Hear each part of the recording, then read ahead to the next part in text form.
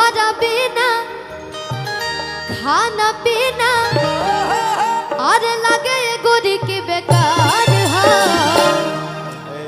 कि एगो हम हमर दिल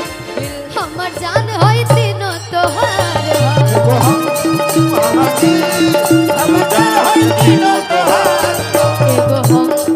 हमर दिल हमर जान होई तीनों तोहार हा एगो हम हमर दिल हमर जान होई तीनों तोहार तोहरा बिना खाना पीना तोहरा बिना खाना पीना लगे गोरी के बेकार हो एगो हम हमर दिल हमर जान होई तीनों तोहार हो एगो हम एगो तू हमर जान होई तीनों तोहार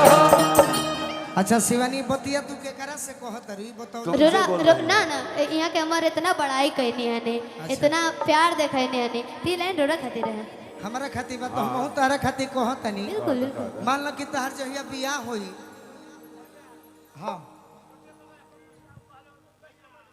अच्छा इनकर बात में सुन जहिया तहर बियाह होई हां जी तो तू अपना बोलमुआ से जरूर कही है कह दिया का कि कुछ बात हो जाए दी जय हो मुलाकात हो जाए दी बाबा बर्दाश्त करिए सैया तनी रात हो जाए दी बर्दाश्त हो जाए कुछ बात हो जाए दी मुलाकात हो जाए दी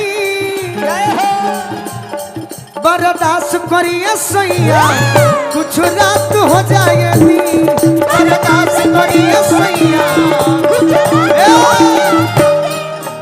काहे कि जोरतिया पिया जोरतिया दिया पिया ससुर जी के घर में ननदी तो बैठल बिया कोठरी ऊपर में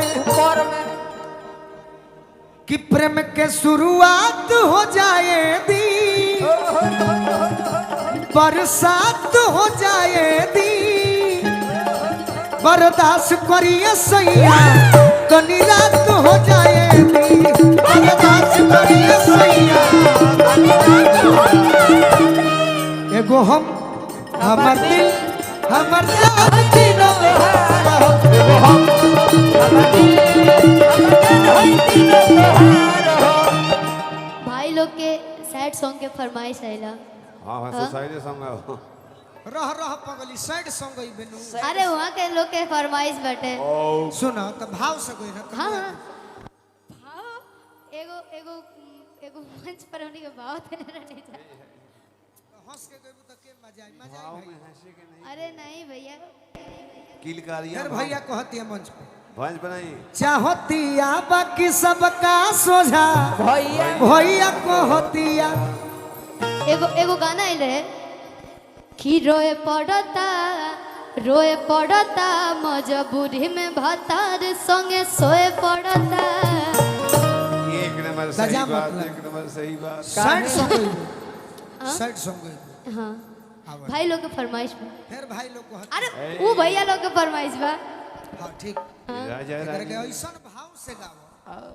कि लोग भी डूब जाए साइड देखिए साइड क्या होता है क्या होता है कुछ बात कहे के पड़ेला सही बात साइड मतलब का होला हम बताओ तनी कि कुछ बात एक्टिंग करे के पड़ेला हाँ जी। आ कुछ बात ऐसा होला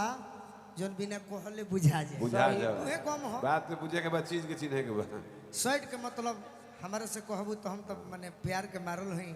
बाकी मान लो कि हम का भैया हाँ बात सा तो ऐसा नहीं का मान लो कि हम तारे के धोखा दिले बनी हॉस्पिटल वो लड़का हॉस्पिटल के कर्मचारी ई सारावा ना सुधरी वो सारा ना सुधर चलो सैड सॉन्ग के माहौल बनाओ लो पहले कहे तू से कि बनाओ हम ना हम तो धोखा दिले बनी तोरा के हम देखो नहीं खींचा धोखेबाज भैया ऐसी बात नहीं इस समाज में प्रेमी धोखा दे के हॉस्पिटल ज्वाइन कर ले अच्छा जब हमने के सैड सॉन्ग गाएं जा तो मतलब कि रोड़ा धोखा दे देले बानी